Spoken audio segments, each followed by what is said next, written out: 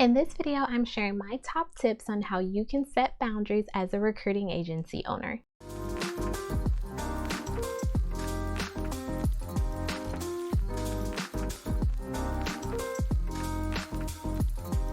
Hey, what's up YouTube? It's Natasha, the business recruiter. Welcome back to my channel. So with any business that you start, it's a given that you're going to be connected to it. Meaning that you're going to be ingrained in every single aspect of your business, especially if you're a one-man or woman show. However, after consistently being embedded into every aspect of your business for extended periods of time, you're going to eventually burn out. Honestly, it's inevitable. And to be very transparent with you, I've gotten to this point multiple times throughout my journey of being a recruiting agency owner. So with that said, I know what to watch out for, but more importantly, I also know what to do in order to try to prevent it. And honestly, it's really no big secret. The key is going to be setting boundaries. I understand that you want to be the top recruiting agency out there, and it's definitely possible. However, without boundaries, I can assure you that you're going to struggle your way to the top. The first boundary that you need to set is in regards to your time and how you go about managing it.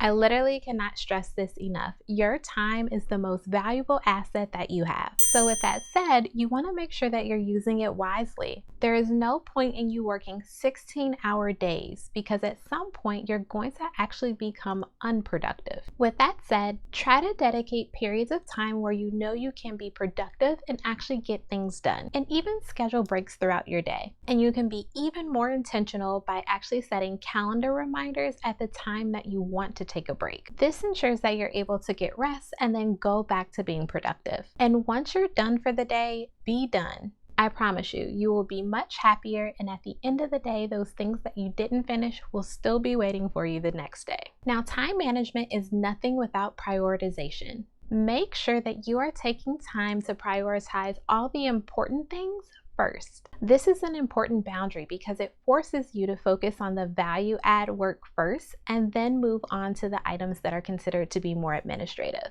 Ideally, those windows of time when you're super energized or really productive should be used to do your most strategic work. Now, if you're enjoying the content so far, then be sure to go down below and hit that subscribe button as well as that bell so that you can get notified of all of my new videos that drop weekly. Lastly, you want to be comfortable with saying no, and knowing that saying no is opening the door for a better, more aligned opportunity to come your way. I'll be honest, in the beginning of my journey, I was so thirsty just to get a client.